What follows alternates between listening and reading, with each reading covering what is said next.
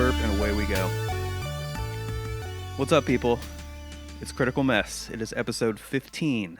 This is the podcast where some dudes in the ad business rap about movies that critics and audiences don't agree on. I am Nick Honeywell.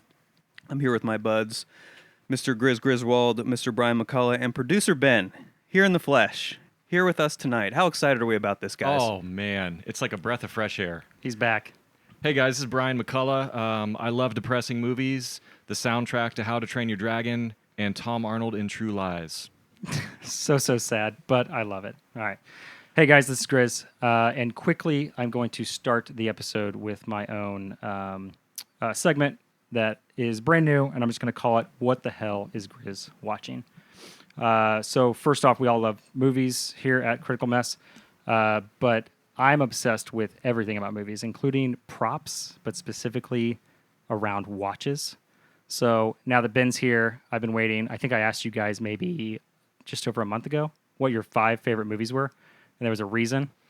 So I rewatched all of your guys' movies. Oh, wow. In the purpose of finding a watch from one of your favorite movies and then purchasing them for each of you. What? Oh my So gosh. I did a bunch of What a research, surprise. watching a lot of movies. Wow. Yeah, so fun little segue here. Shut up. But I have You're reaching into a bag. in my camera bag. What? It's One for wrapped. Ben. Oh yeah, absolutely. What? I wrapped these bad Amazing. boys.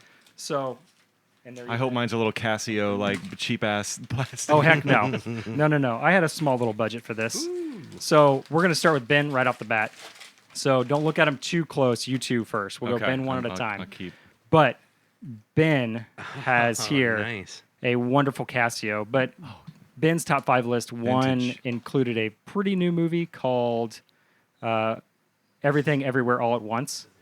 So this watch is the Casio reference A158WA, Oh, yeah. worn by look at Kei that. Hui Kwan. It looks like my Amazing. grandpa's So, watch. and knowing that Wow. Ben just became a father, this is the most ultimate dad watch, a Casio from the 80s style. So I had to go and pull this out. This is incredible. Thank you. Yeah. I thought you guys might like this. So going through, so Brian, you can go ahead and open yours if you haven't already. Yep, here it is. I But- got it. I'm looking at it. It's a black band and a gold rectangle. Okay, tell me So about this. What's this the provenance? Here is a vintage gold rotary, reference 10609. So this is from the 80s, mid-80s, worn by actor Harrison Ford in the interrogation room of the heated speech as he pleads for his case in The Fugitive. Oh, The Fugitive. Yes, Yes. my fifth favorite movie of all time. Nice, you got it. Nice. All Thank right, you. so What an a amazing very treat. outrageously unique watch. But the cool thing about it is it's not like a flashy watch. It's nothing crazy. It's very simple, but it's very elegant. I love it. And it took me a few watches to find out, like viewings of the movie and the scene to figure out exactly which watch it was. But and then the penultimate. I'm excited to hear Nick, about this. you're gonna love this. But so this is a Tag Heuer 3000 series, reference 932.206. So the reason for this is classic mid 80s reference, worn by none other than Bruce Willis as John McClane in Die Hard. No way. Oh, that is So, sexy looking. So cool. The only difference is it does not have the chronograph function. Not a big deal. It's the same fit, finish, movement, everything, down to the exact everything. So just imagine it covered in blood and a bunch of dust and just Hitman blood. And Dude, this you know. is so cool. This is a real Tag Heuer? Yes, That yeah. is so cool, dude. So it's a wonderful little timepiece. I Wow. found a decent Thanks. little deal on all of them, so I was all for it. But Look at this guy. so Wow. yes, back to Look the whole at this reference guy. of watches and talking about them. Each one of these films, there was a reason each one of these people wore these watches, and so whether you guys actually wear watches or not, or you want to put them on your shelf as just decor. Oh, and it's a movie talking piece. memorabilia. Yes. Yeah, I mean, at the very least. Yeah. So, and I currently am wearing the Casio from Back to the Future. I just purchased that Michael J. Fox wears as Marty McFly. So, Can we see that? yeah. So it's the Oh, yeah. calculator watch Oh, yeah. from the Yeah. 80s. So Yeah. I couldn't resist grabbing this for myself. So Totally. we all have a timepiece from movies and history and all that stuff. So Fits perfectly. there you go. See? And it's not stretchy, so it won't grab your insane number of hairs. And you know what? We'll actually show the listener when they become the viewer when we start uploading to YouTube at a certain point There you in go. time when we get our studio. And then you'll actually be able to see these glorious timepieces that now Timepieces. adorn our wrists. Wow, Grizz, you are a scholar and a gentleman. Thank you. You're Thank welcome. you. I am unworthy. Yeah, absolutely. I like this segment. Yeah, Yeah, it's this pretty is good a segment. great I knew. segment. So this is the Yeah. first of this, but it will not happen often. I do not think very many movies, like all three of these, has a reason in the movie, in the plot, why they have them. The tag is a very beat to hell. It's affordable for a cop of the '80s, so it's perfect for his character. Same with the $22 Casio that his character wear, and then also the gold. Kind of makes you appreciate the intentionality behind costume Yeah, design in and movies. There's a so- lot more intentionality, I think, than we give them credit for. Yeah, Usually, and so. I'm a big watch guy, so it's fun to like catch these things inside movies. But to kind of segue into the movie we're watching today, it helps because thankfully all these, as silly as this movie is, Deep Blue Sea, we have to say that they all have dive watches or some sort of watch that actually can be used in oceanic exploration. I didn't even and notice. sea. So including a tag by the main character. So yeah, here we go. Well, it can only go downhill from here. That's what I was going to say. Man, what? Yeah, geez. Okay, well, let's just go on to our humble icebreaker, I guess. But Grizz, yeah, once again, that was amazing. So yeah, awesome. Okay, here is the icebreaker for tonight. A simple icebreaker, but I think a really interesting icebreaker. And I hope something pops to mind for you all. But the question tonight is, what's a movie you walked out of? And I'm happy to start if you need a second. I have one. Okay, yeah, please. It's a movie that I walked out of, but I then came to appreciate later. I walked out of Superbad, Wow. which Really? I deeply regret because that's a yeah, great, of all a great people movie. and of all movies, I'm shocked you walked out of that one. Yeah. Well, dang. What can I say? At one point in time, I burned all my Pantera CDs after a church camp. So, we all have our lapses in judgment. Nice. Walked out of. I think it had to have been Age of Adeline, but the only reason why was because they were supposed to be showing Age of Ultron, the Avengers movie, and that's the only real reason I walked out. I give a lot of credit to movies, so I usually try to give them every bit of chance as I can, but that's the one I walked out of for sure. All right, and I'm going to be greedy and go with two because I honestly only can think of two. I'm sure I've walked out of something else, but I can only think of two. And one was The Day After Tomorrow. Jake Gyllenhaal, Dennis Quaid. That movie, I still haven't seen the last whatever hour of that movie. Is that a Roland Emmerich joint? Or, he does all the disaster movies. I don't know. I haven't seen it. Yeah, it is. It is. Okay, Actually, okay. it is. Yeah, it absolutely is. But yeah, my goodness, did I struggle? Did I struggle with that film? That was torturous. And the film won. Yeah. The other one is Kung Pao Enter the Fist. Wait, you told me to watch that. I maybe did, but I was probably doing that just to, be facetious or something. I'm not sure. Why I would have said that. Maybe I was mad at you at the Or time. no, maybe you just said we should add it to our list. It might have just been added to the list. Okay. I don't know. Yeah. Yeah. I don't. But regardless, it was. Oh my gosh, that movie was just so shitty. Yeah, that's on our list, by the way. So we will be doing an episode on that, which now I really look forward nice. to. Yeah, and here's the thing. This was also what was I probably like 17 or something. I might love it now. I might think it's brilliant. So, anyways. Well, yeah. the critics gave it a 13%, so probably. Yeah, it's probably going to be pretty bad. Yeah. Okay. Well, tonight we are talking about a film from 1999. So actually, just 1 year later than last episode's film, Can't Hardly Wait. This one's a little different. It's a little bit a different. little bit. I'd call it. I think it's fair to say this is some sort of sci-fi horror mashup. I guess is that fair to say? It is not a Jaws ripoff. I hold very highly to that. I will challenge you on Okay, that in one great. very specific way. Oh, okay. Yep, there's a couple things, yeah, for sure. Yeah. Don't say because there's a shark in it, but There's Well, a that lot was- of that sharks was- in it. there's 3. Well, let's hold off on that for Okay, 1 second. okay. But I think we're going to talk about. But that. I think your sci-fi horror mashup is spot on. Yep. It is directed by Rennie Harlan, who and a little bit of a connection to our new segment tonight, what Grizz is watching. He directed Die Hard 2, Nice. which I think is the most underrated Die Hard film by kind of a lot. So Die Harder. Of the original 3, not the crap that came out after that, right? I have proudly never seen anything past Die Good. Hard 3. Oh wow, yeah, Okay, keep I that. respect Yeah, that. Keep that And there. Die Hard 1, keep in mind, Die Hard 1 is my favorite movie of all time. Yeah. And I've refused. Yeah. I've refused. Well, sort of like Matrix is my third favorite of all time, and I don't acknowledge like the Matrix 4. So yeah, I know. You gotta draw a fucking line You somewhere. do. And you know where I draw the line? Justin Long and PG-13. Ooh. That's where I draw the line. And you know, and that's a little bit of a bash on Justin Long, and I've come to like him a little bit more. You didn't love He's Not That Into You? No, Sorry. what I did love though was Barbarian, and he's been decent in some stuff, but regardless, it's more the PG-13 that deeply offended me about Yeah, that. because Barbarians are. So, yeah. Yeah, how are you gonna make a Die Hard movie PG-13? Anyways, I digress. Rennie Harlan, he also directed Long Kiss Goodnight, which is a movie I kind of like, a fun, goofy action movie. And Sam Jackson, right? Also Sam Jackson, yep, That's a thread. yep. Mm-hmm. And then one other notable Rennie Harlan film, Cutthroat Island. Gina Davis.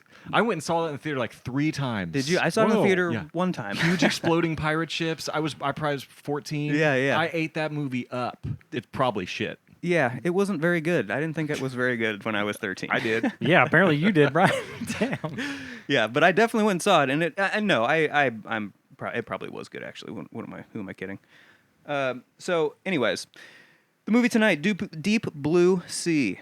It's a movie that people have opinions about. I know we're gonna have some opinions about it. It stars Saffron Burrows, Thomas Jane, LL Cool J, Jacqueline McKenzie, Michael Rappaport, who I totally forgot was in this movie, which is kind of funny. Stellan Skarsgård, he's one of the Skarsgårds. I take it he's got to be. Yeah. He's kind of like the Stephen Baldwin, maybe, kind of like a lesser. Or is he famous? And I he's just the don't dad, really- Oh, right? he's Yeah. the dad, He's so the he's dad. probably Dad. like famous, and I Yeah. am now. Yeah, he's famous. He's in all kinds of He's stuff. also Highly okay. regarded. I don't even know. I must sound like an idiot now, but who is what's he mostly famous for? Like a Good Will Hunting. Good well, Will Hunting. and Yep. I don't know if you guys have seen any Lars von Trier, but he plays some pretty interesting parts in Lars von Trier movies. So Okay, so he's the patriarch. a Scandinavian tied in with those movies, which is Lars von Trier. So Got you. yes, he's the patriarch. Got you. Yeah, interesting. Yeah. He's great, by the way. I'm a big fan of him. Yeah, I know. I recognize him, but yeah, I didn't obviously know that he was a big deal. Of course, Samuel L. Jackson. That's one of maybe the prime draw of this film. He's obviously amazing. The budget for this bad boy was something like 60 to 80 million. Took in about 165 million worldwide. So that's solid. Might have Not broke bad. even. That's with marketing. solid. Yeah, that's something. A super quick refresher about the criteria for the movies we talk about. So, got to be fresh with critics and rotten with audiences, or vice versa, using Rotten Tomatoes, and the disparity needs to be at least 20% or so.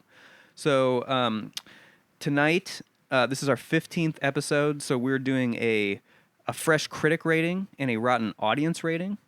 So we're kind of doing that every fifth if we feel like it, I guess, and we feel like it tonight. So this movie tonight is 60% with critics, so barely fresh, just by the thinnest of margins, and 39% with audiences. So guys, I just got to say off the bat here, this one's pretty interesting, and I was a little surprised by this because I thought this was kind of pretty universally a loved movie, at least among my peers. So I was kind of surprised that it was such a low audience score, and I can't believe it's fresh with critics. That is just shocking to me. Let me make one comment. So if I had to guess before I saw the ratings, I would have said this was a 60 critic, 80 audience. That would have been Okay. what I would have surmised, or maybe a 50 critic, 70 audience, right? So a 60-39 is weird. But for our adept listener, I feel like it behooves us to announce what the actual out of 10 rating is on Rotten Tomatoes, and it tells a vastly different story. And we didn't know this before we planned to do this episode, so let's just let this be a little, caveat. This movie has a 5.7 out of 10 with critics and a 6 out of 10 with audiences. So Oh, wow. actually, Where did that score come from? Rotten Tomatoes. So the audience rating out of 10 is higher on this movie than critics, but the percentage of favorable is lower than critics. So this is a kind of a case study on the good use cases and also the bad use cases for just looking at the tomato meter. And so if I'm reading that correctly, so the people who like it really like it. Right. Right. And It's the maybe people more who don't like it really don't. It's probably very more polarizing. Yeah. Yeah. Yep. Yeah. Yeah. Interesting. Very interesting. So let's get into this movie. When did we see it, guys? When did we see it for the first time, and how many times have we seen it after that? I saw this a lot because it was just on repeat and on cable and USA or whatever it was. But I remember really enjoying this and just going back to it, just very curious to see whether I loved it or hated it, or I don't know if we're giving out our ratings now, but He didn't ask us to, but Okay. sure. Yeah, I give it a 55 out of 100. Okay. And did you see this in the theater, by the way? I did see it in theaters. It had to have been what 99. It was 99. So I was definitely preteen or teenager.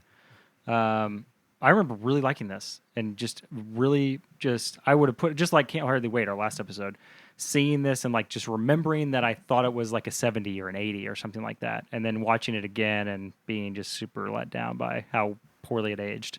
So Yeah, I saw it in the theater once, and then I worked at Circuit City in '99, so I got like store cost on all the physical media, and DVDs were really exploding in '99. So this was probably within the first about 10 DVDs that I purchased to own, and owned it probably up until about 8 years ago when I sent them all to Half Price Books. So I've seen it maybe, including a couple of days ago, I'd say 4 times maybe total.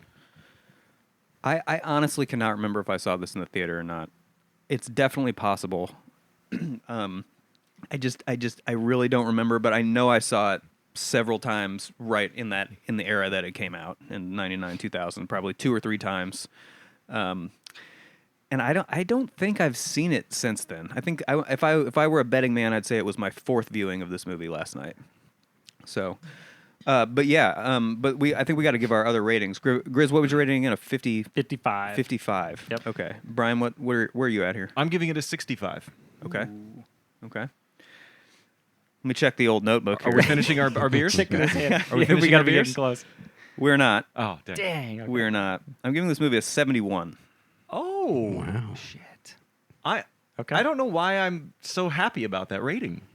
It felt really good to give it. That just made me happy inside. I Yeah. really wanted to give it a 70 to an 80 range, but yeah, I've watched it twice this last week just to like get a refresher for all of it and just remember all the things. I remember a lot about this movie, but Nick, were you surprised to give it a 71?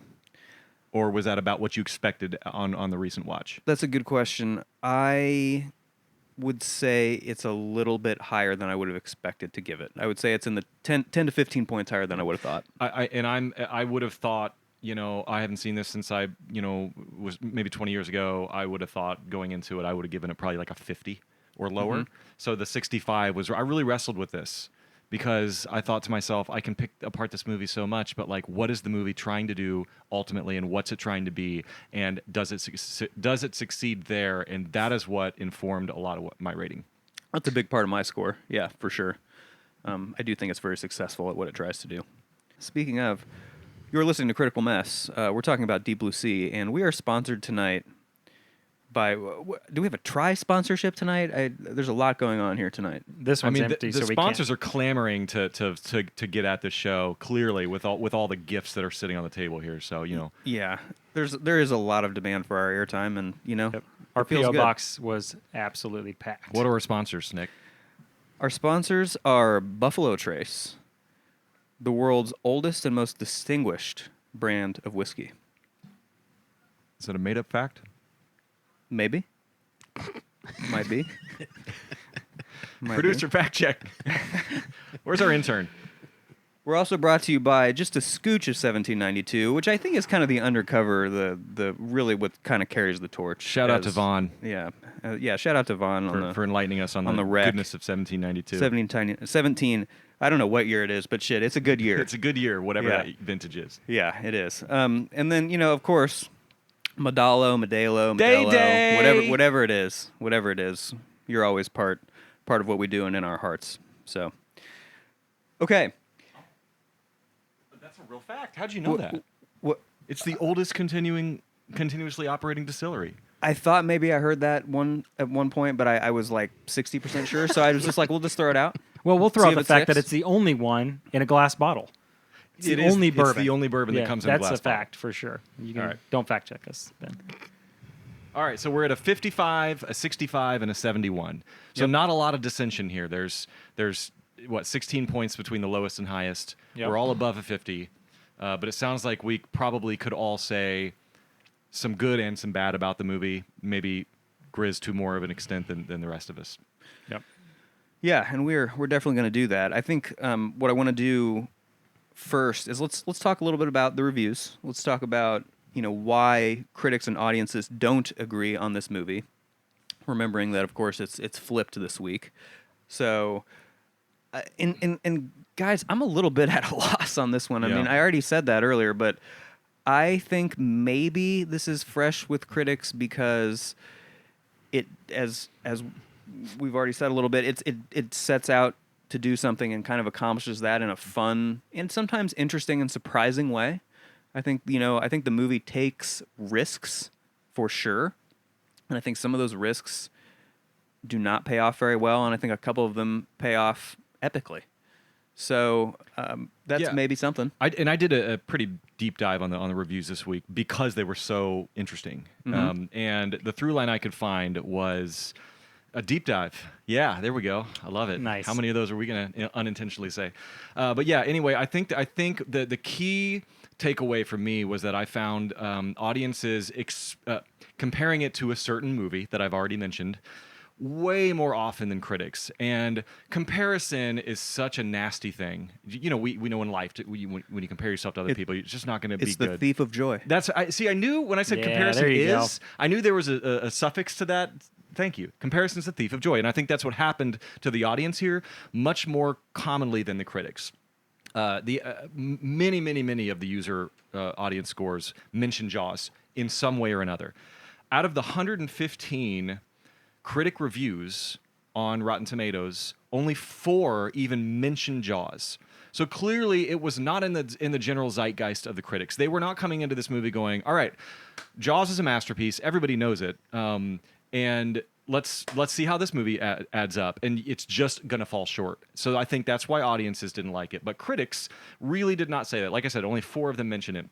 So I'll read a couple of them here. First, the consensus, and it's funny, that whole preamble, I'm going to completely go back on myself because the critics' consensus does mention Jaws. But again, that's not a specific critic, that's just the consensus. It says, Deep Blue Sea is no Jaws, but action fans seeking some toothy action can certainly do, and almost certainly have done, far worse for B-movie thrills. So there's an expectation. It's a B movie, right? So if you set your expectations as a B movie, it's gonna come off a different way and leave a different taste in your mouth, I think. Can I ask a quick question, actually? Sure. Is this an A movie that is trying to be a B movie? I don't even really know the definition of a B movie, to be honest. I mean, I guess, yeah. I mean, it's a bit of semantics. I think a B movie is just like actors that you kind of know that were thrown into the lead role that you may know from another film or secondary from another film, but are not an A-list actor that you would know as a summer blockbuster. Yeah, I or a think big, B. Yeah. So that's what I think is Okay. a B movie. Great Because you think of definition. A-list actors, B-list actors, And C, I think that and so holds on. true here, with the exception of Sam Jackson. Everyone else, I think, Stellan Skarsgård is much more famous now. Even Thomas Jane has done more stuff. But so I think that's a great definition. Yeah, Thomas Jane, this was a huge jump for him to Yeah. go into what he was or what he became. So. Well, really fast. Sorry, can I just say what I think? This I think this actually kind of occurred to me, but I think it's an A movie trying to be a B movie because it's got like an $80 million budget. For one, it's got people in it I know. It's got at least a few people, actors that I know. It does B movie have to do with the budget? Do you think then? Does that? Oh kind of- yeah. Okay. But yeah, B movies don't have, usually tens and tens of millions of dollars. I don't know. Sorry, that just Okay, occurred no. to me, and I think that's kind of interesting. That's a very interesting point because I guess I've never really thought too much about what makes a B movie. They thought that they had a very specific audience. They were going up. They were Yeah. like, we're going to spend a bunch of money and try and do a B movie. Well, let's see if that's the thread with a couple of these critic reviews. Keith Phipps of the AV Club says, Deep Blue Sea, a sort of cross between Aliens. So there's... Actually, I don't know if Aliens is a horror movie, but definitely sci-fi. Aliens without the thrills, and The Poseidon Adventure without the camp compensations. Doesn't deliver the killer shark versus A-list character actor thrills you crave. So that was a negative review. But he's comparing it not to Jaws, but he's comparing it to Aliens and The Poseidon Adventure. Ian Nathan of Empire Magazine. Deep Blue Sea is about giant sharks eating people, and that's exactly what you get. Mike LaSalle of the San Francisco Chronicle. Call it silly, call it obvious. There's nothing more obvious than a shark attack. But this is one of the few big fish horror films that still has the power to surprise. And I like that element of surprise. This movie, I've seen it before, and it still surprised me about 5 times. And then a couple more here. Alec Cawthorne of BBC. Despite scene after scene of mayhem, Harlan, who's the director, manages to create and sustain extremely well-coiled tension. And that's another concept I wanted to bring out is the tension of this movie. I think there's a lot of tension in this movie, and I think tension in a movie is a good thing. Jeff Miller of the Houston Chronicle, a gross, flagrant, in broad daylight violation of the law of billing. What's the law of billing? That you don't kill off your main actor? Is that what he means? Yeah, I guess so. Is he referring to the death scene? Yeah, I guess. I say the death scene. I don't the- know what else he'd be Spoiler alert, talking about. just FYI, this movie's 24 years old, so just... And then lastly, Roger Ebert. The movie is a skillful thriller directed by Rennie Harlan, who made Die Hard 2 and Cutthroat Island, and here assembles a neat package of terror, sharks, and special effects. I knew he would like this. Yeah. This is his kind of movie. Yeah, well, I think Yeah. I think it's because the movie did what it was trying to do, and I Yeah. think he respects that, and I Yeah. do too. Yeah. So there's a smattering of critic reviews, guys. I think I cherry picked some of those, but I think you're not hearing them compare it to Jaws. You're just seeing them accept the movie as it is and judge it based on how it is. Any thoughts about some of those reviews, or do you agree, disagree? I mean, I think those reviews were summed up a lot of how I thought about the movie, and I think kind of corroborate what we already were saying earlier. Yep. One thing let's touch on this now before we forget the Jaws thing, because you brought that up in the kind of part of the reviews here. So the way for me this movie really shamelessly imitated Jaws was the scene where the body underwater, still strapped to the gurney, surprises Thomas Jane, just like the old dead sailor, or or whoever, the guy in the boat, porthole? That's One of the best jump scares of all time. Yeah, it is a super scary and that one got me as a kid. It gets badly. me every time. Yeah. Great scene, by the way. Oh Great, yeah, great. we're watching Skarsgård get his arm torn off. Yeah. Made a note about that. Really well done. Yeah, this is kind of the first big sort of super violent action sequence of the movie. right at the turn of the first act. It's bright. It's now they're doing half frames, but they were doing slow motion before. Back to slow motion, really bright, and it looked real. I thought they did a really great job. They did a really at good having job with his that arm get bit CG off. caught right there. Yeah. Yeah, that could have looked way worse than it did. That was one of my notes. That's why I highlighted it. Yeah, and so I'll read some audience reviews later in the rapid fire, because what I'm going to do is I'm going to read it and just get like a one word like reaction from you guys. But yeah, I don't know. I think you're right. I think that it does. Obviously, there's going to be some Jaws overlap. And I'd say this is kind of a horror movie, just like Jaws. So there's the same genre as well. So it's hard to get away from the shark, the shark in the room, if you will. With Jaws. And to be clear, it was really only that one thing that was killing me. Yeah, Otherwise, I thought they did a pretty good job of not ripping Jaws off. But that Agreed. one scene, the way just the music crescendos instantly, it was just a total imitation of that scene, in my opinion. I'll give you that. Yep. This is Critical Mess. We are talking about Deep Blue Sea. We are sponsored tonight by... Who are we not sponsored by tonight? We're sponsored by Buffalo Trace. We're sponsored by Modelo. We're sponsored by the beautiful, beautiful year of 1792. Sponsored by Red Solo Cups. What else? Red Solo Cups. Now you're just looking at things in the room and saying it. Casio watches. Liquid Death. We love Liquid Death. Yes, that's a big sponsor of ours too. Got to stay hydrated. Got to stay hydrated, people. All right. Let's talk a little bit about so obviously we all kind of liked this movie. I think we've covered a fair bit already of what we liked about it. I don't think it's too early for us to jump right into one of our fabled segments, Flip the Script. I want to start flipping. I want to start flipping with you, Grizz, Okay. because I feel like, I mean, you were kind of the most middling out of all of us. So, but I guess you would consider it. Well, let's ask him. Can I just ask you real quick? Knee-jerk, like, regardless of what you rated it, knee-jerk reaction. Did you like Deep Blue Sea? I actually was going to say I really enjoyed this movie. Okay, perfect. And that's the hardest thing about trying to rate it as a technical film and all these aspects about it, dialogue and actors and things. And then I looked at it and I was just like, I really enjoyed it, but it had a lot of flaws. But I still really liked a lot. I mean, it's hard. Well, that goes back to the dichotomy of critic versus enjoyability and all that. And of course, that's going to be wrapped up in all of our reviews. So I wanted to ask that because, like, yes, 55, that's your official review, but you generally liked the movie rather than not liked it. So for purposes of Flip the Script, so we'll all be talking about it from a negative viewpoint at this point in time. Yep. Go. Flip it. From a negative standpoint, Yes. you say. I think the the dialogue was just outrageously off-putting for me. It was super cringy throughout the entire film. The plot is simple. I think I tried to compare it to another film, but I don't know.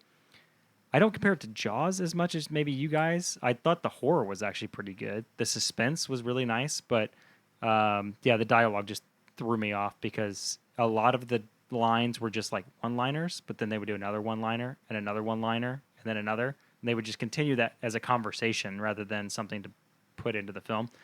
And then the Samuel L. Jackson character saying, act as if I'm a complete idiot or whatever he says right at the beginning, which just opens up the whole film to let's have everything explained to me, the guy that needs the plot explained he's to our them. expositional scapegoat. Yep. So I had a really hard time with that. So on rewatch, that was very painful to watch over and over again. But I mean, the suspense, the action, the scares, all that stuff were great. You want me to flip it, or do you want to flip it?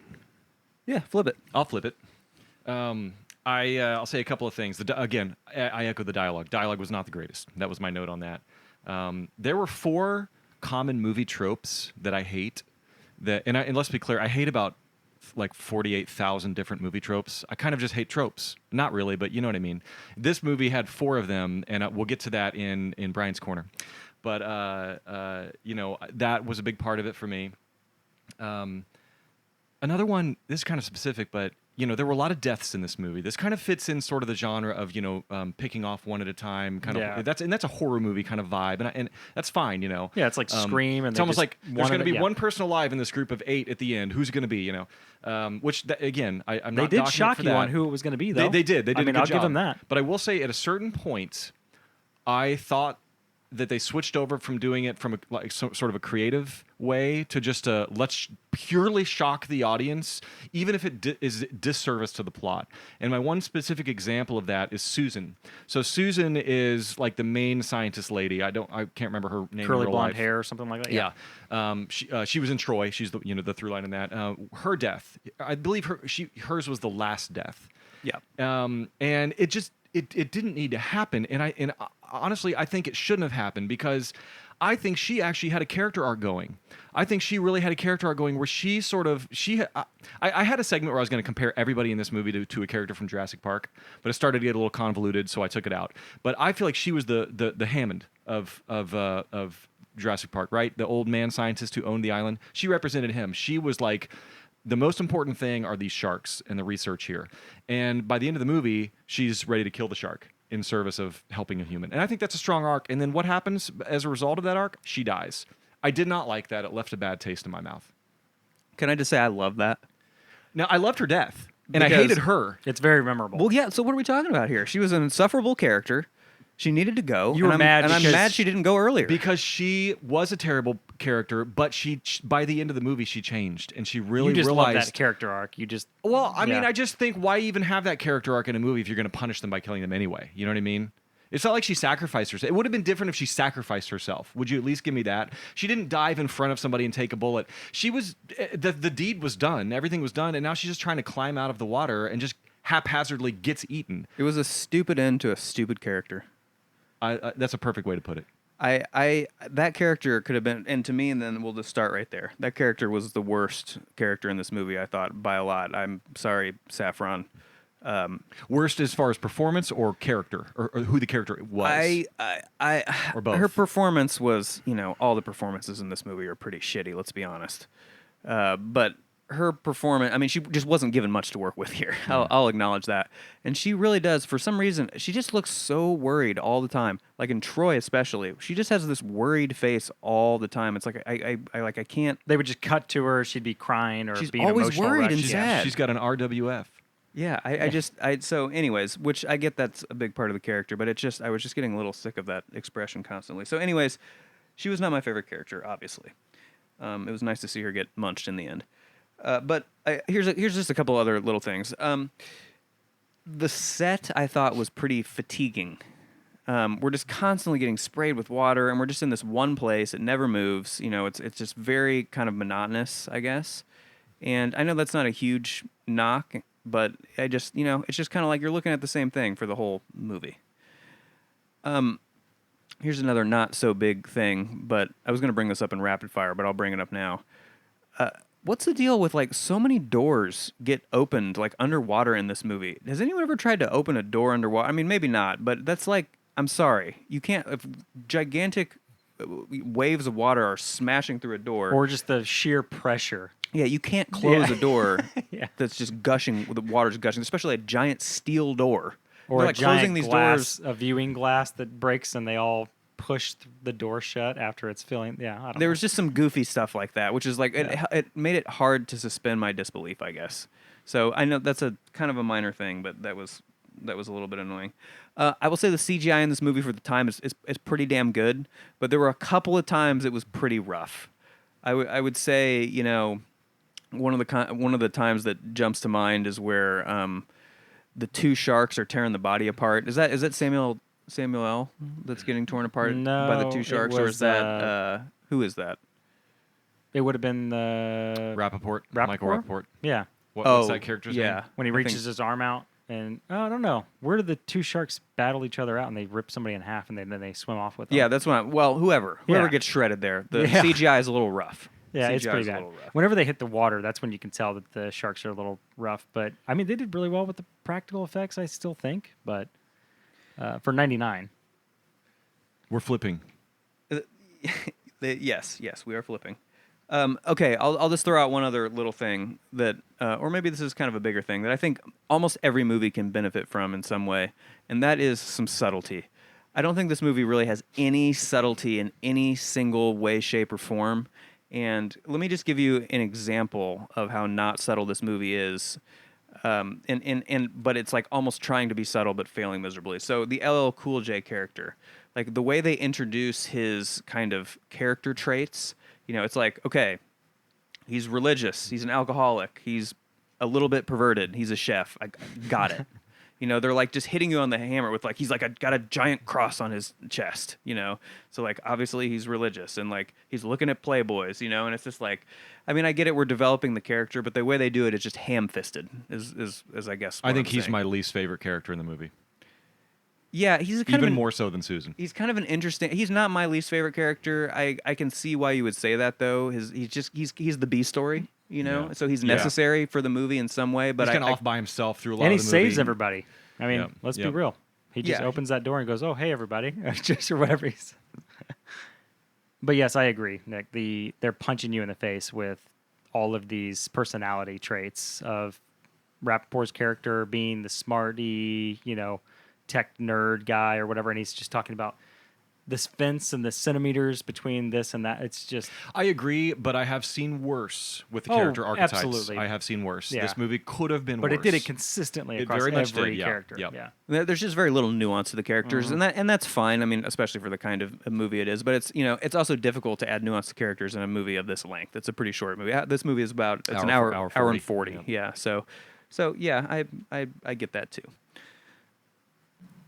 All right, you're listening to Critical Mess. We got a quad sponsor tonight. It is Buffalo Trace. It is Modelo. It is 1792, the best of years. And it is Liquid fucking Death. Them sponsors is clamoring to get in on our action. Yes. Bitch. Yes, indeed. And something, and I just said Liquid fucking Death there, and I want to point out something here. We haven't been cursing very much this episode. So, guys, I want to hear a little bit more Okay. a little bit more of that. out Okay. of- out Yeah, of we can both do of that. you. It's an I'll R-rated frickin' film. try. But can I also draw a parallel here? Not a lot of cursing in this film, and Was there especially not? for an R-rated movie, With Sam I was Jackson. surprised. There was very, and I think there were only maybe 2, maybe 3 F-bombs. There were not many, and I think they were at the end. Yeah, you know what? I'm going to give this movie some credit. It took an R rating and it didn't put boobs in it, and it didn't put a bunch of cussing in it, and it kind of dialed back the gore. I mean, there was a couple scenes, I but might mean, draw there the was a- line there. there was a decent amount of gore. There It was was good good. gore. I It's may be pretty forgetting gory. a couple of scenes, but you know, Yes. I will credit the movie for just doing. You know, there's a cheap way to just go hard in on the R Sure. and get people to watch, and I respect it for not necessarily going all the way there. Sure. Yeah, and a couple of good F-bombs, I thought. I think there was a LL Cool J. Can we get the fuck out of here at the end? That's a good use. And then Sam Jackson's big speech right before he's just absolutely ripped down into the water. Do we put that in like the Mount Rushmore of like? Well, I think we need to just break down that scene. Yeah, okay. That We're gonna scene break that deserves down? to be That's discussed. gonna All be right, part. we'll That's take gonna be that down. part of our Okay. slow All right. burn. Yep. All right. Yep. I got to connect it to the F-bomb. I'm pretty sure he says it in there. Does he drop one there? And and the only other one I can think of is kind of a line of dialogue that I kind of enjoyed very near the end, where LL's sort of improvised Psalm 23. Do we remember that? Yeah. Where he says, "I carry a big stick, and I'm the motherfucker in the valley." Yeah. I didn't buy that. I thought it was fun. Well, that part of it was fine, but the fact that he was quoting Psalm 23, you know, But and then remember, it Brian, turns he's into very that. religious. I We know, need to- we and need that's to what I keep hate hammering about that character. home over and over and over and over again. I- He's a I- sinner, but he loves God. I grew up religious, and I've been around religious people my entire life. And do you know how many of those people go around on a daily basis quoting scripture? Zero. I mean, come on, that's not what But happens. that's how much he loves God. I'm sorry. I may be getting into slow burn here, but there's a lot of God in this movie. I think there's a lot of talk about the divine, a lot of things. God, there's one. Sam part- Jackson is the continuous, or Samuel or LL Cool J is the continuous religious reminder of. Samuel but L. it even Cool goes. J. It Yeah, even Samuel goes L. beyond LL Cool J. With like, I remember there's a part with Rappaport, Yeah, right, where yep. he says something like, I don't remember exactly what he says, but he kind of invokes God, and then something immediately like karmic happens. Yep. And Yep. LL Cool J has some line for him, so I wish I remember the exact specifics of that. But regardless, there was just kind of a lot of allusions to God and the divine in this movie, which I thought was notable. I Yeah, guess. that is notable. I would give it that. Okay. So, Brian, I know you wanted to talk a little bit about what you like about this movie. Yeah, I just want to some more. unflip it a bit. So yeah, we can talk a little more about that. And I think we're going to do that in slow burn. And this, I'm not going to belabor this, but I just wanted to say a couple of things. I don't feel like I gave this movie a fair shake up front to kind of how I felt about it. I don't feel like I was able to really distill my thoughts down. And one of the things I wanted to say was, you know, I started off talking about the idea of comparing this movie to Jaws. And I would instead like to put out that this movie to me is like Jurassic Park meets Event Horizon. Look at you going such and such meets. Is that what I do? Is that my shtick? That's what you just did it. No, Oh, I'm just okay. saying you were joking about it last episode. So Oh, I think right. last time you said you don't like it when you movies don't can be like summed it up when like movies that. do this, yeah. Why would you ever listen to me? I don't know why you would listen to what I'm But saying. I do love your note about Jurassic Park because I have that also noted that this feels identical to it, but it is different in a lot of ways. Yeah. So it's not a beat for beat I remake. didn't make or- that connection, but you guys are right. And in fact, we're seeing the scene right now in the kitchen where this the is- shark this is is kind of. I mean, straight out of This Jurassic is Park. straight out of Jurassic Yeah, Park, and it's I guess just filled with didn't. water. I didn't draw that. Yeah. This is a great connection, scene. We're but you're- talking but about the it scene, is. actually, and this is the part of the scene that's stupid because it doesn't make any sense. But the scene we're talking about is Russell, LL Cool J, is I'm sorry. Russell was Samuel L. Jackson. LL Cool J was a different. He's man. LL Cool J. Yeah, he's LL Cool J. I don't remember what his character name was, but he is in the kitchen and he gets Sherman. His name's Sherman, and he goes in the bottom part of a 2-part oven, and then the gas gets flipped on, Yeah. which is kind of cool. And the shark is about to get him, and you're like, how the hell I is he love going to get that. out of this? I I thought it love was that. I'm like, great. there's no way he's getting out of this. But it's like, oh wait, it's an upper decker Yeah. oven or whatever you call t- that. yeah, a 2-part double- oven. a So dual he has oven. an axe in his hand and he busts through and climbs out the top. And I was like, okay, that's kind of cool. That's neat. Of course, then he blows up a shark with a lighter. Doesn't make any sense. What do but you yeah. mean? The gas leak. He left the gas was on. Comes out of the oven. He swims away. Throws the lighter at the oven. So something that this movie doesn't Right? understand about explosions are that an explosion requires pressure, and fire does not. So something combusting is just something flammable being lit on fire. And this is a common mistake a lot of Hollywood movies make, but an actual explosion requires pressure and it requires some sort of container to be sort of exploded basically in a sudden release of pressure. That does not happen when you throw a lighter into a But a Brian, it ball of looks gas. so cool. Sure. Okay. Yeah. Great. So can I just point out a quick observation? Did you call that an upper decker? I upper I decker. should. And that only means one I thing know to what me. an upper Nice. decker is. And- I knew when I said that. I said And dual oven I would be seems- remiss. Thank you if for- I didn't point that we out. all know what an upper decker is. That is not what happened here. It's a two. But I wish it did. Yeah. There were no upper deckers in this movie. But yeah, so I thought it was cool. Jurassic Park meets Event Horizon, and I feel like Nick, you were talking about the sets here, just the persistent sort of. We're always in these sort of sci-fi looking hallways, and there's like these alarm things going. It felt like Event Horizon to me, which is a movie that I hold near and dear, and it's just very, very, very sci-fi vibes in this movie, and I liked that a lot. So I feel like Jurassic Park meets Event Horizon. I think that the other thing I'm going to point out here is. Since I already talked about just the surprises that happen in this movie. But the other thing I want to point out is the pressure, the way that water is treated in this movie. Water is actually treated pretty interestingly. The way that they have to solve a puzzle. So this movie basically, after the inciting incident happens, they have to solve a puzzle. The puzzle is how do we escape Aquatica, which is this massive facility, mostly underwater. And we're playing with pressure. The water pressure is able to keep these water gates sort of pressurized so the water doesn't come flooding in.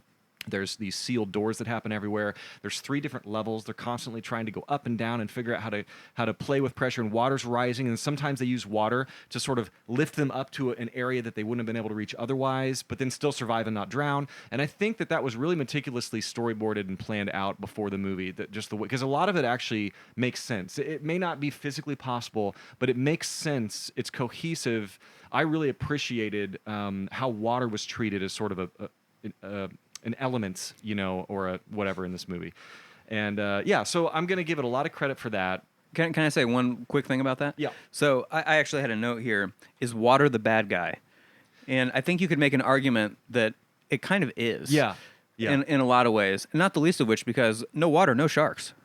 True. So, Water's hey. the substrate for the sharks. And I think they're more often trying to escape water, or at least as often trying to escape water as a shark. So that's a really good point. It's an equal part, villain of them trying to escape this thing or control or figure out how to play against it, especially with the pressure, how the facility works. And just from a practical perspective, think about the hassle of shooting all of these scenes with water. I mean, you got to imagine water shoots have to be so temperamental and expensive. I mean, like movies like Titanic and Deep Blue Sea. I mean, there's a lot of water going on here, and none of it's CGI. And man, that must have contributed a lot to that budget. So I respect that. Of course, how are you going to make a movie called Deep Blue Sea without water? So you sort of locked into that. The practical effects for Thomas Jane and what's his name, Rapp, going down into the water, and they're fighting through cords and cables and all kinds of machinery. And that would be a nightmare. You almost feel out. like they're in space for a lot of it. Almost like you're like on the bridge of a ship and you're looking at the big screen out into the to the void. And Alien. I almost feel like I'm in space. So the last thing I'll say is I'll kind of wrap up my waxing poetic on this movie. When I think back to this movie, the first things I think of are number 1, the Sam Jackson death scene. That's just always going to be the first thing I think of, and number 2. Just water, just like I don't know. It's just it's a vibrant water-based movie, and like scenes like the one we're seeing now, where the pressure leaves the bay and the water starts shooting up out of the water gate. We're gonna have to close the door. They're gonna close the door while the water sure, is there's no way blasting there's no way they close a this door. 500-pound steel door. Yeah, but still, it looks cool. It's neat. It feels visceral, and those are the things that I really remember when I remember this movie. Oddly enough, I don't think of the sharks. So there you go. I'm done talking about what I like about this movie, at least. In this part. Like, imagine doing a second take of this scene. I know. Can you imagine? Like a second take. All right, reset everybody. Yeah, drop the water down. 3 days and $4 million later. The amount of time to drop that water up and down so it looks consistent as it's rising. Because I thought they did a pretty good job of that. When you look back and notice that it's here and then here, like there's no way. Logistically, yeah, right. Ben, I wonder if they said, all right, we are doing this in 1 take. So whatever happens, happens. Yep, we're putting up 14 crash cams, and we're just doing it. All right, this is Critical Mess. We're talking about Deep Blue Sea. I'm here with Brian. I'm here with Grizz. I'm here with Ben. And we are giving Deep Blue Sea some praise right now. Yeah. as we've given our ratings, we all sort of like this movie. Grizz admits to liking this movie, even though his rating was in the 50s.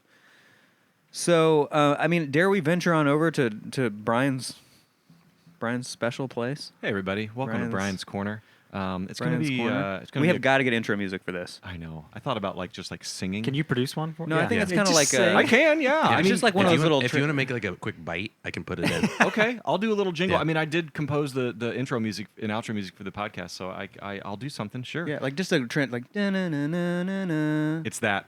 Yeah. Ben, you need to soundbite that, and that is Yeah. there's what Nick just did. Put a really is nice Brian's auto Corner. tune to Yeah, it, so there it it sounds is. real shitty. Yeah. Yeah, this will be a pretty brief one. Really, it's I've got 3 questions for the room, and I want to know, and it's a multiple choice answer, and I just want to. There's no right or wrong answer. I want to know what you select. Okay, so first of all, this movie has some good jump scares, and I've lambasted jump scares a lot in previous episodes, but I think this movie does jump scares right for the most part. And I want to know, what is your favorite jump scare in this movie?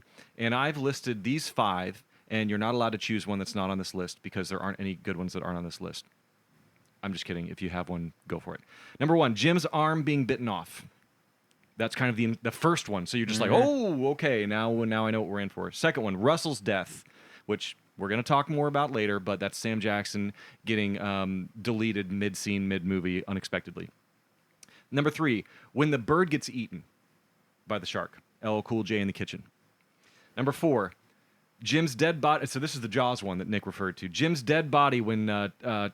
No, I'm sorry. This is not that one. This is a different one. Tom and Carter are going to turn on the power, and they're holding their breath underwater, and all of a sudden you see Jim's dead body, and it's a jump scare. That is what. That is the Jaws one you. thing. Yeah. Okay. Yes, that Yeah. is. Yeah, That's that's it. the one you're talking about. And then number 5, the fake shark behind Susan when she's opening the locker. And you think that shark's about to get her, and it's that callback to that first shark that she's the model that she's Yeah, doing it the was a experiments nice on. little callback. I'll give it to him. So once again, we got Jim's arm, Russell's death, the bird gets eaten, Jim's dead body, and the fake shark. What's your favorite of those 5 jump scares? I have to say my favorite was probably the arm, just because it was like right at the turn of the first act.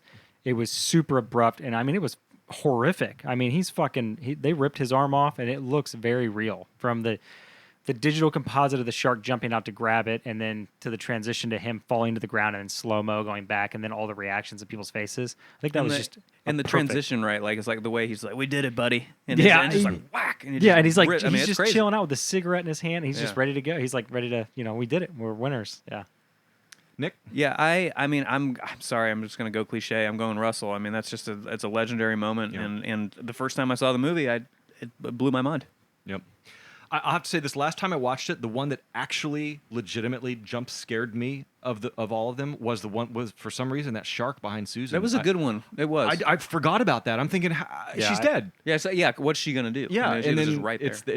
it's the other shark. I'm like, okay, that was good. So that's the one that actually jump scared me the most. But in the way that it was executed, it's a close race between Russell's death and Jim's arm. But I think just in sheer kind of quality, I'm going to go with Jim's arm. I think Yeah. that was quality, just the best one.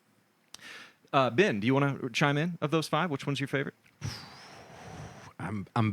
I probably shouldn't answer this because it was all funny to me. Oh, that's right. That's right. Yes, I remember. I remember what you're referring to. Ben was in an altered state for this viewing. Okay, well, feel free to chime in with your answer on these Okay. if you're so inclined.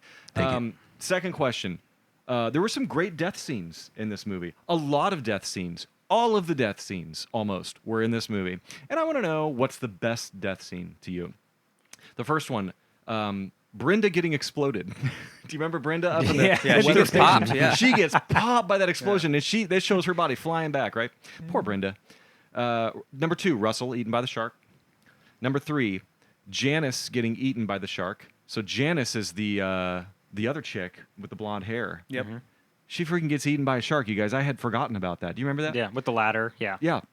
Because you think she drowns. Yeah, you think she goes down and oh, then she it's coming up flies right here. Yeah, We're it's seeing it coming right up. here. You think she drowns, and then you're like, oh, it's kind of that trope where you think someone's like the Luke Skywalker in the trash pit trope. You Right. think they're dead, then they come up after way too long. And you can think, tell oh, she's they're alive, okay. yeah. But this one does a spin And on she's that got- because she comes up, but she's fucking being like raised up by a shark that she's in its jaws up. And let me say, that shark is a pure crotch munch Yeah. that shark's got going on. I mean, it is just biting right where the sun don't shine. So crotch munch is a new term we've coined.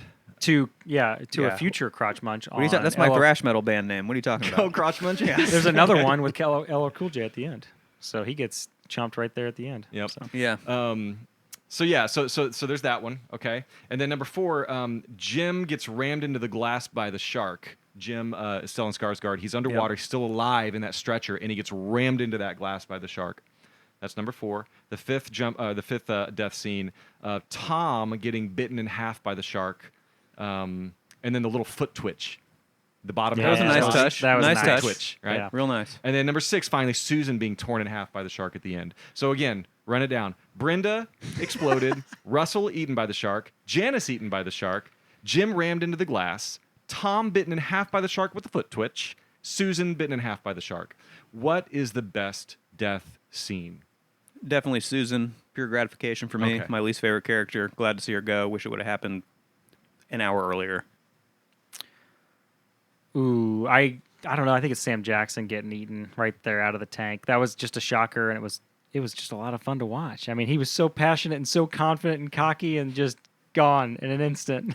So I think I'm going to go Janice for the reasons we just said. Just because it's I kind get of a it. spin I on the trope. fully understand that, though. Yeah. But both of your answers are not wrong. The foot twitch got me. Foot twitch, Yeah, yes. which was good. That sent me. I was like, oh. You wonder if that's like the guys in post with like an extra afternoon on their hands, and they're like, hey, let's add a foot twitch in, or if that was straight from the top. That That took was an like extra 75 week. grand in Yeah, 99. it took an extra sure. week of animation. Yeah, I don't know what I'm talking about. Yeah.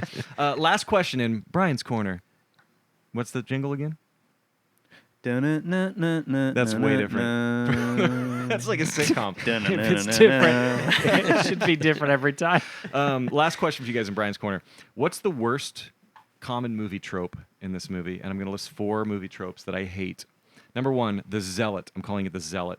When someone is always bringing God into every line of dialogue, real people don't do that. Number 2, the butthurt unrich people. Okay, everyone hates the rich guy simply for being rich. Sam Jackson, he's financing all of Aquatica. He comes in there, everybody hates him and is hating on him and is mean to him just because he's rich. Number 3, what I'm calling the encyclopedia. Common movie trope. One character knows way more than anyone would know about everything in this movie, all the way down to the tensile strength of support columns. I'm referring to Michael Rappaport's character. He knows every minute stat about every single possible thing. That's what I'm calling the encyclopedia. Big movie trope, no. And number 4, explosions. We kind of talked about that a little bit. Explosions don't really happen in real life very, very often. It's much more common that things just catch fire. So the helicopter explosion, that helicopter crashes into the tower, and the whole facility above water explodes. It's like a 19-minute long explosion. It crashes into that tower at least 35 times. It's a Yeah. chain reaction, and then a bunch of everything explodes. Yeah, it was just everything. tanks of gasoline and The only yeah. reason that the rest of Aquatica doesn't explode is because it's underwater, I guess. Otherwise, it would have exploded. It's like a Steven Seagal movie. It just Yeah. blows up over and over and over again. He And- kicked it and it blew up. And then we talked about the oven explosion, where instead of the gas just igniting, it explodes, right? So those are 4 movie tropes that I'm identifying and that I am a little tired of: the zealot, the butthurt unrich people, the encyclopedia, and explosions. Which one are you just saying? This is my least favorite. Explosions for me. I had a note about that. I thought they were ridiculous. And I appreciate a good explosion, but good gravy. Just, it was a little much. Yeah, they went huge with those. I'm going to go with explosions. But I give a little bit of credit to Samuel Jackson's character because he was also there to shut it all down because they were blowing through money and they weren't getting results. So maybe he was there. I mean, that's why they didn't like him. But My answer is almost the encyclopedia because I can't stand that kind of lazy writing, but just barely edging that out is the zealot. And we've talked about it before. I just couldn't stand being hit over the head with God in every single sentence. yeah, was he the comic relief or was he the computer smarts guy? Which one did he play? I don't think they knew. Yeah, I don't think they knew either. Yeah. Yeah, Okay. confusing. Thanks for joining me in Brian's Corner. It's always cozy over here. And we're going to send it back to the main podcast now. And we're back. So, I think it's time to get into our arguably most legendary segment. Actually, it's not even arguable. It's the most legendary It's- segment of any. Well, I won't say It any is, podcast. and It used to be called Rapid Fire. It's still called Rapid Fire. Yeah, I don't know. It was Rapid Fire, and then Grizz, I think you renamed it Crossfire. I think it just should be called Rapid Fire with a picture of a turtle. Yeah, didn't he sing the Crossfire Yeah, jingle that'd be from the 90s? He sang Crossfire, Yeah. Crossfire. Yeah. What, is that it? Yeah. You guys remember the board game Crossfire with you shoot the little Yeah. ball bearings with Yep. the. That's yeah. what we're talking about. That's the board game That's the jingle for it. Oh, for that. Oh, that Yeah. was for that Yeah, that game. was the- Oh, sorry. Crossfire. So that's Yeah, what my, dude. my brain subconsciously Oh, was look like, up the- yeah, but I yeah. don't remember that song. We're not talking about the other kind of Crossfire. Google. I thought you were talking about the CNN show or whatever. No. There's a third type of Crossfire.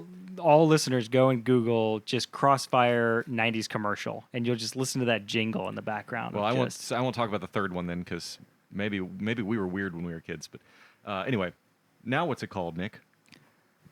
These days, it goes by a new moniker, and that is the slow, sweet, slow burn. And Sweet slow burn.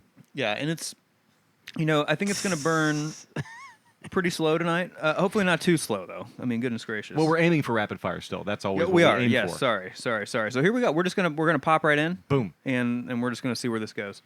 So I want to talk slow burn. I mean rapid fire. Okay. Opening sequence. Punishing promiscuous teenagers in their 20s and 30s. Well, no, wait. Those wouldn't be teenagers. Punishing promiscuous young people. Speaking of tropes, goodness gracious, how do we feel about that opening sequence of this film? Hated it. Was it just a little cute callback to Jaws? I feel like Jaws started, right? Didn't Jaws start the I don't same remember way? how Jaws starts. I think it starts similarly. It starts young with people. the swimming in the water, Yeah. the guy Yeah. and the girl. And Yeah, the guy and the girl. girl's They're like, skinny "Come on, dipping or come whatever. on." Yeah. I hated it because it's 4 people and they're on this boat, and doesn't the one guy say to the other guy, "It's a party," or "We're having a party," or something like that? Like, if you have to say out loud that you're having a party when They there's were 4 very people on a literal. boat, it was cringe. Yeah, I think I kind of agree with that. I there were 2 little notes about that scene. There was one actually really cool, like top of the mast shot that like only lasted for a second or two, but it was just a very unusual and cool shot. It was just the very top of the mast of the boat, and it was like this bird's eye view thing that was just weird. They included it, but I thought it was kind of cool. And then the whole, knocking the bottle of wine into the water, the whole blood in the water thing, and the sinking teddy bear in the water. It was all a little heavy-handed. Well, once our again. producer Ben asked before the show, was the shark a sommelier? Because Right. why does Right, wine because he's attract attracted. it? Right. I Yeah. thought that was a good statement. He's just attracted to horny teens. I mean, that's Yeah, just sure. I think just like all shark, like a good shark would be.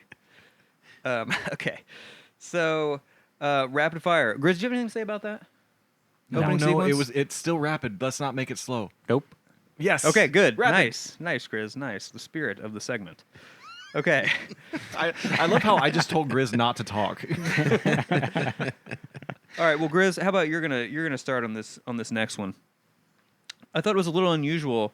Samuel L. Jackson, he's rather aloof and uninformed about his $200 million fucking dollars and in 1999 dollars investment into this facility, and he doesn't even know like where it is or what it's called or what the fuck they're even doing.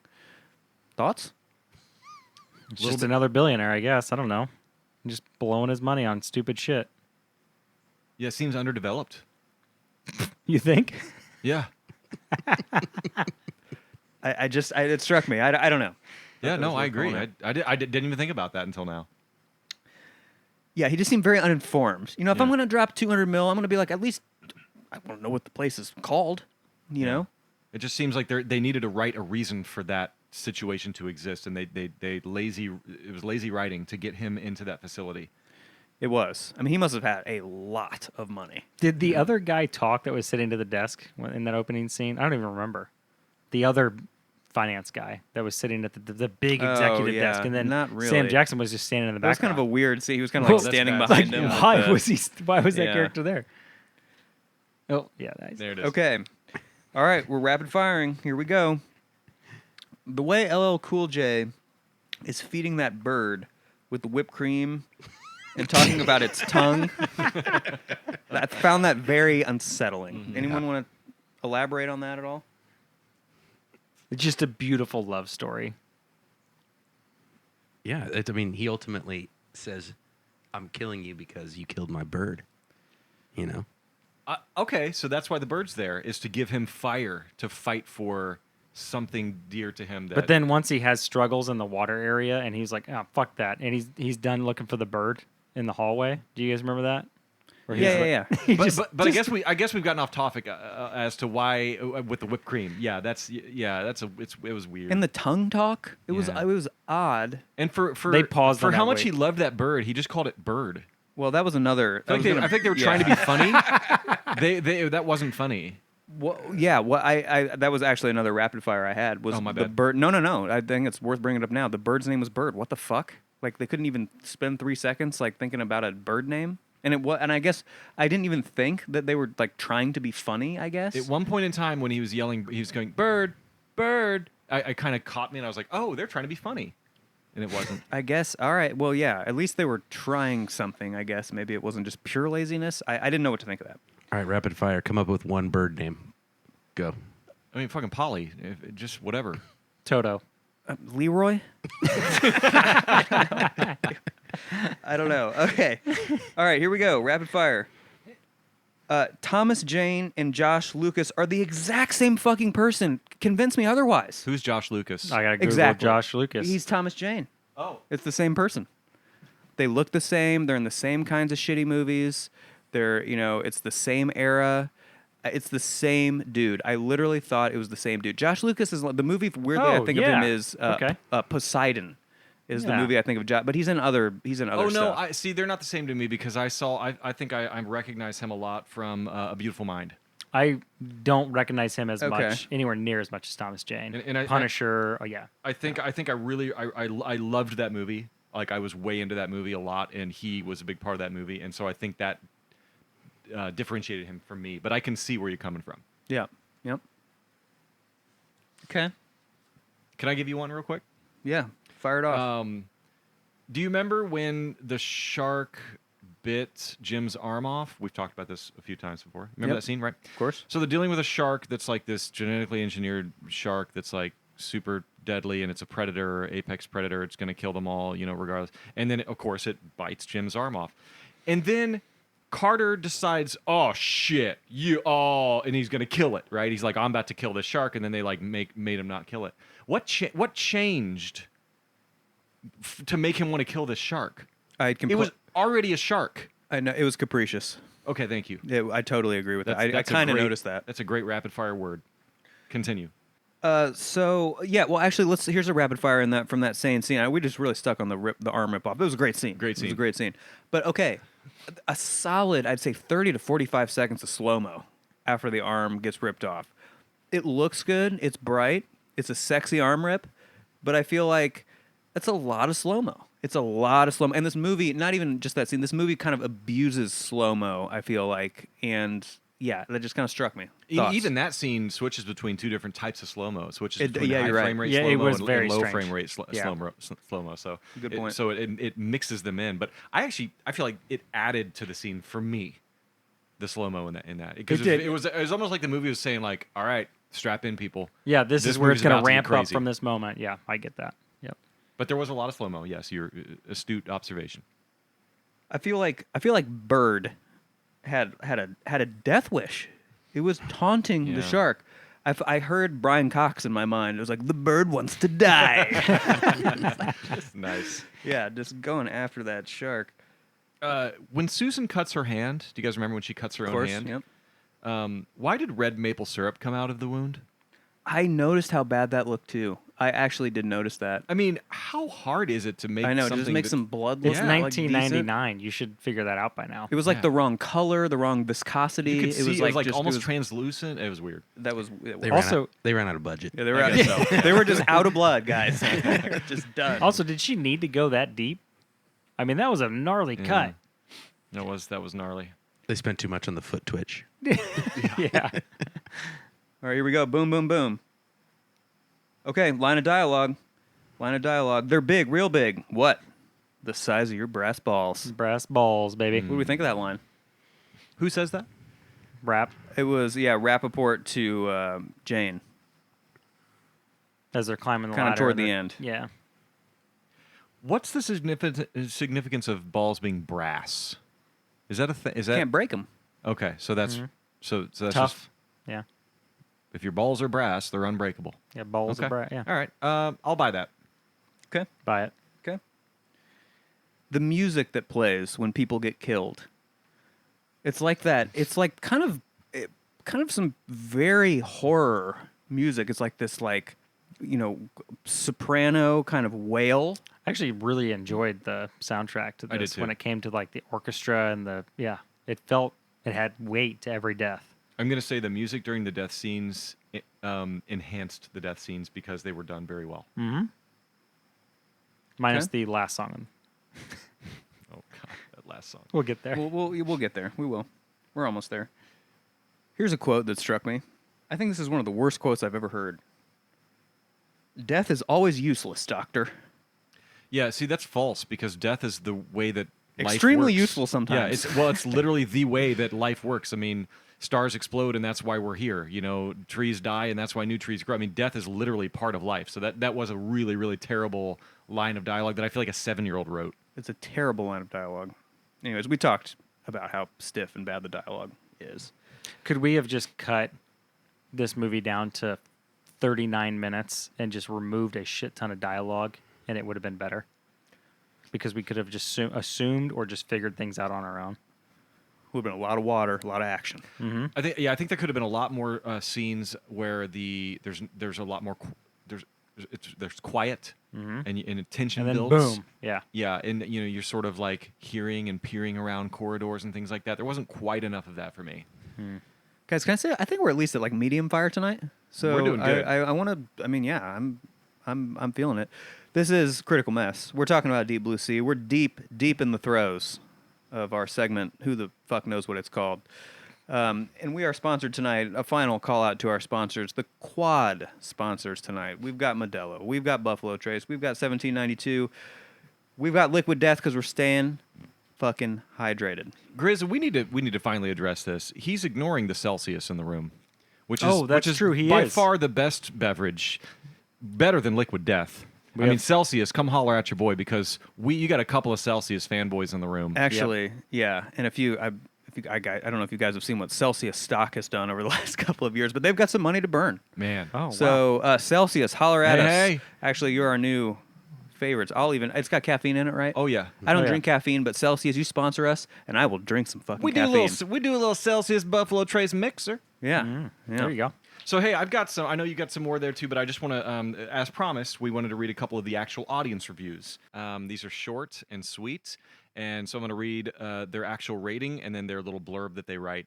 And these are really stupid, most of them. Some are okay, and I want to get you guys' reactions to these reviews. Okay, I want you guys to tell me how stupid or smart this review is. So we're rating the review. Yeah, or you just you could just respond to it. Just give me a vocabulary word. Give me an adjective, if you Okay. will, or you can give Got me it. an out of 10. Right? Okay. First one here. This person rates Deep Blue Sea a 7 out of 10, and this is what they say about it: is so bad that is rarely surprisingly entertaining. Apoplectic. Ooh yeah. I would agree with it, weirdly. You would agree that this person says that they hated the movie and then gave it a 7 out of 10? Read it again. Let me reiterate. Yep, read it This again. person clicked 7 out of 10. 7 out of 10. Read it again. Read it again. Is Read it. so bad Yeah. that is rarely surprisingly entertaining. Yes. Same with my review. What do you A mean by 55. yes? What the fuck are you ready? talking about? You ready? This isn't an adjective. No, yeah, but the Are you debate is saying- no different than what we're saying. I rated a 55 out of 100. in No, our no, no, review, you're not rating and the fucking movie. But You're I rating this enjoyed it. review. But I enjoyed it. He's saying I rated a 7 out of 10, Grizz. and it's a bad he movie, but said I loved it. Is so bad with 2 O's on the so. And he gives it a 7 out of 10. All right, fucking moving on. All right, next one. better. It's better. This person gives it a 1 out of 10, and they say unwatchable. Full stop. Yeah, that person's a jackass. Fuck them. But Yeah. at least they're unwatchable. Really? know, that's Unwatchable. ridiculous. Yeah. Thank you. Thank you guys for. Now we're on track. Next one. Best. So this person rates it 10 out of 10. Okay, this is their rating. Best movie I have ever seen. 10 out of 10 laughs. The rap at the end really summed up the movie well. Your life vest is off, and that turns me on. Insightful. What do you got? Incredible. Okay, yeah, great. That was Perfect. awesome. Next review. This person gives it a 2 out of 10. Ew! With 15 exclamation points. Not funny or original. However, Samuel Leroy Jackson lost his character to the bad shark. Genius. Amazing. Okay. Next one. This person also gives it a 2 out of 10. Dumb, cringe, over the top in a bad way shark movie starring random people off the street. Very forgettable and very 90s. Just go for a walk or something. Forgettable. Go fuck yourself. Random people off the street? What? Next one. 6 out of 10. I'm just a bit confusing for me to watch this. Why did he get a special character voice?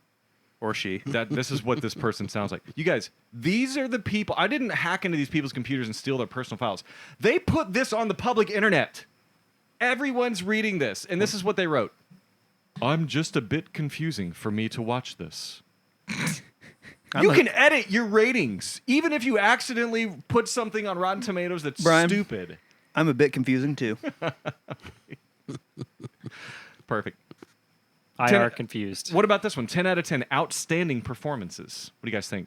Great performances? Is that what defines this movie? 10 out of 10? Great performances. 10 out of 10. Outstanding I performances. would say contrarian and bold. I like it. Hot take. I like it. Just a couple more here. Number 2. Sorry, not number 2. 2 out of 10. Okay, you guys, Grizz, lock eyes with me because I really want you to hear this one. This person gives this movie a 2 out of 10, and this is what they say about it. Awesome movie. A lot of intense scenes. Definitely a top 5 shark movie for me. 2 out of 10? I'd say misclick. You're Fat- probably right. He fat fingered that thing for He sure. meant to give it a 20. Damn it, you're right. Okay. You have to give it a 20 out of 10. Yeah. Here's one. 2 out of 10. This guy's pretty simple. Should be called Deep Brown Shit. That person thought that was such a good joke, and it's just not very funny. No, thank you. Nope. 4 out of 10. When LL is the standout actor, maybe you need to rethink casting. Guys, is LL the standout actor? The person just thought that was like a smart observation, and once again, stupid. Apparently. Yeah. Nope. Okay, and then last one here. 2 out of 10. Would be half a star, except for Jackson's death scene. And no, that's not a spoiler. Yes, that fucking is a spoiler. I mean, that's the ultimate spoiler. The ultimate spoiler. Yeah, that was a big one for sure. Is that So, guys, ironic? I think that's That's it. a That was it. perfect. I think that's a perfect transition. We need to talk about the scene. Okay, yeah. just for a Yeah. second, we got to talk about the scene. It is clearly, it's one of the most sort of surprising and jolting sequences in any movie ever. I would say. I don't think that's too far to say that. It's what I remember from the movie. It's what everyone remembers from this movie, and for good reason. Because it is, and I talked way at the start of this episode about how this movie takes risks, and damn, that was a risk. That was a huge risk, killing your probably, actually, definitely most famous actor in the middle of the movie. For sure. During a scene that just seemed like a pretty standard sort of rallying cry speech.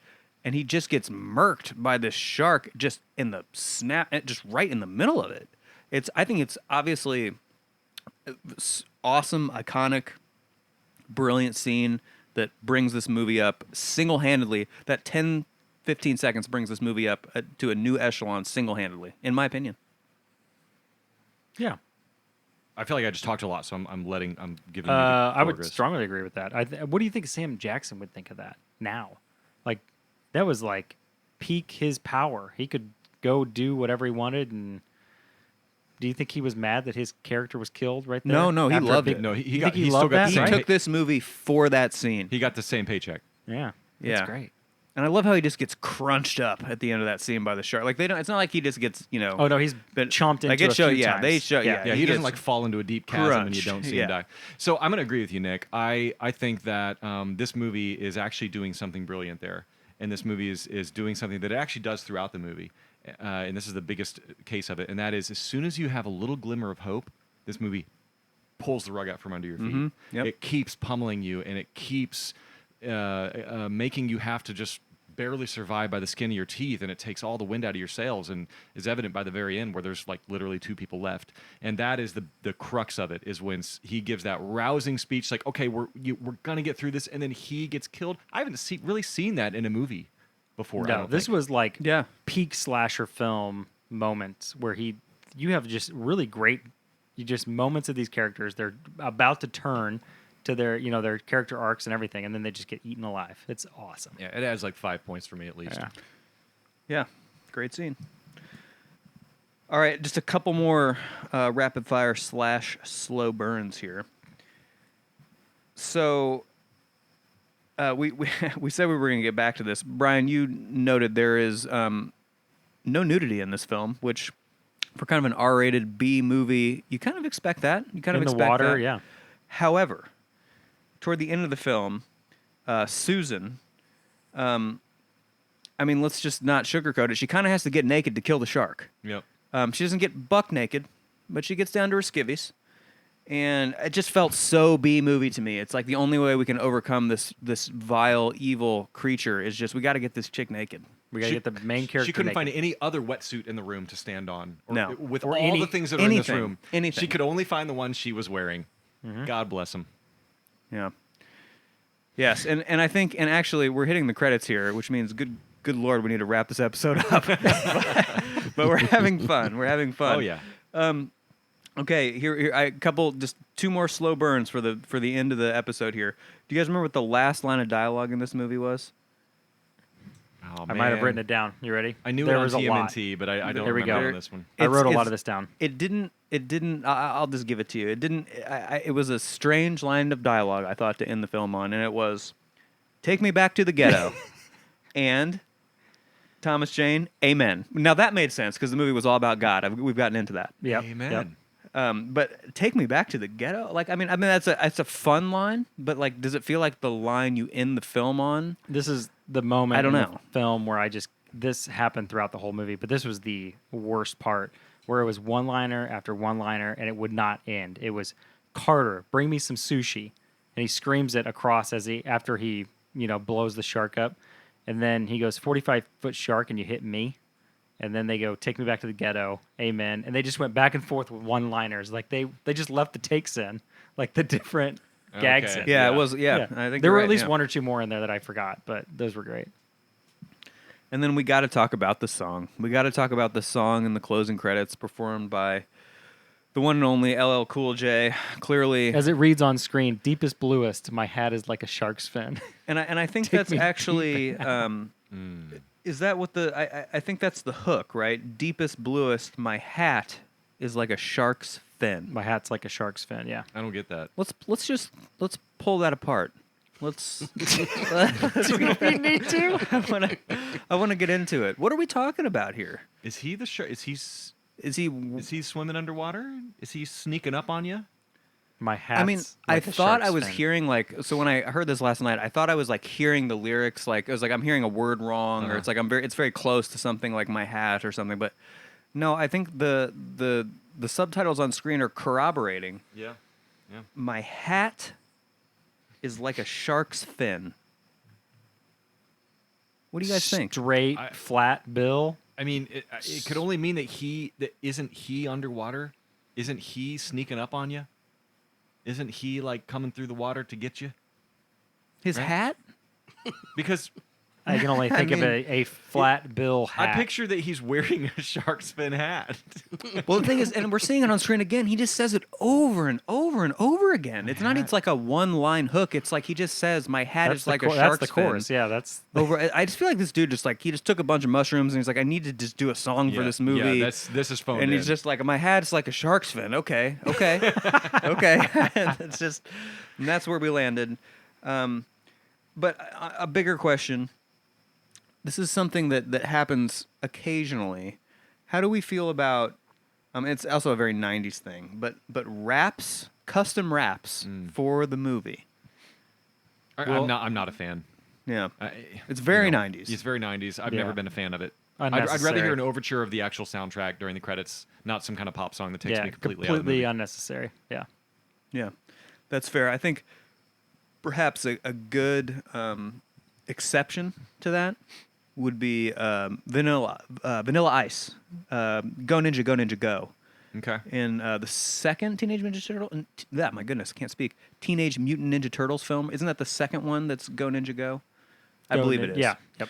Anyways, that's a great With movie rap. Vanilla Ice? No, that's the... No, Yeah, Vanilla it's the Ice, second one. Yeah, Vanilla Ice. That's yeah. that's a great movie rap. But yes, I think generally speaking, the movie rap is kind of a sad little story that comes at the end of the movie. I'd rather a not necessarily a rap, but like a pop song that matches the movie be played in the credits. Like a perfect example is when Rage Against the Machine "Wake Up" plays right at the end of The Matrix. That is like one of the that's a perfect good song one. outros Yeah. of a movie ever. That's a really good one. It felt Yeah. futuristic. It felt part of the... Yeah, I get that. Can I just point out, Brian, you only brought up The Matrix twice this episode. I know. So, Sorry. like, I mean, we're getting better. I need to hit my 3 quota. We're on Only the right 2 or 3. trajectory. Anyway. Where my Matrix fans at? Holla. Anyway, okay. So, guys, do you have any more rapid firing? The only one I have is this movie says the name of the movie in the movie, and we've talked about that I didn't before. notice that. When does that happen? It happens about 3/4 of the way through the movie, and somebody says something about the deep blue sea, like take you out to the deep blue sea. I don't remember the context, but I do remember that it was said in the movie. I didn't mind it. Because I guess this one, it could be a little bit more of a natural, unlike Vanilla Sky, Yeah, where you would never sure. hear those two words together. This Yeah. is more of a, Deep Blue Sea, I get those are words you hear together. Yeah. Yeah, I don't Nick know. and I can't pinpoint where it was said in the film. I think that's passable. Actually, that's a good litmus test for the fact that Yeah. it's passable, is that none of us If- remember when it was said. Yeah, So, exactly. boom. There you go. It's kind of a cliche, though. It's kind of a common phrase. Yeah. We wouldn't really notice it. But I do think that's an interesting question. And I would say overall, I kind of don't like it when movies And I remember say you that. posed this question a couple podcasts ago, and so I've been very aware of it. It would be since then. fun to put a little list together. Yeah, And some examples. Okay. That's it for me. That's all my rapid fires. All right. Like I said, I think this was a medium crossfire tonight. I'm pretty happy with where we landed. Crossfire. Where we landed on this. We'll get music for this segment as well. But thank you, everyone, for listening to this evening's episode. We had a lot of fun watching this movie. We hope you had fun listening. We really appreciate everyone who listens to this episode, each and every one of you. And if you made it this far, my goodness, you are a saint and just a king among men, or queen. King or queen among men. I think if you made it this far, And women. it was playing on your gracious. laptop or something, and you just got up and walked away, and that's why it's still playing. Or you fell asleep and we're now like kind of reverberating in your ears as you dream about It's some morning now. weird- You should be waking up to get ready for work. That's right, yes. So Wake up. Anyways, regardless, if it's still playing, you're fucking awesome. So next week we've got another movie, or in 2 weeks, I believe. Yeah. We're going to have another film we're going to talk about. We're going to talk about a newer movie. 'cause We we've promise been- this movie's not from the years between 1998 and 1999. That's correct. We have gotten out of those 2 years. And yeah, this is a newer film. It's a film I haven't seen, but I will admit I really want to see this movie. And I would say mostly I want to see it because of the medium it promotes. It is my favorite of all mediums, and that is the world of video games. And that movie in question is the Super Mario Bros. Movie. And I'm hyped. I really am. I should have seen this by now. Mario is such a formative part of my childhood, and I've heard the movie is pretty good, and it sounds breezy and fun, and my expectations are obviously high. So we're gonna get into it in the next episode, and I'm pumped. I have a feeling there's going to be we're gonna be at odds.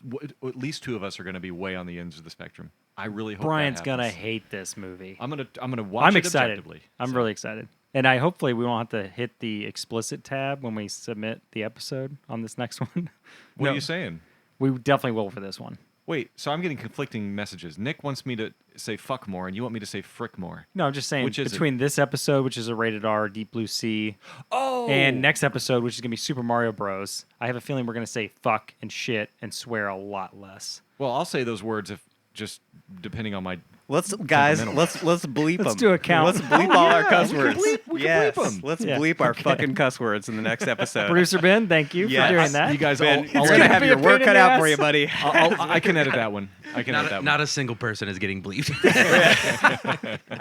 Can it be like a car horn or like a We'll bird- figure A something. coin out. noise. Ding. We'll figure something out. a coin noise? Quite nice, yeah. Anyways, thank you everyone for listening. We love doing this podcast. We're gonna keep doing them, and we will see you all next time. See ya. Later.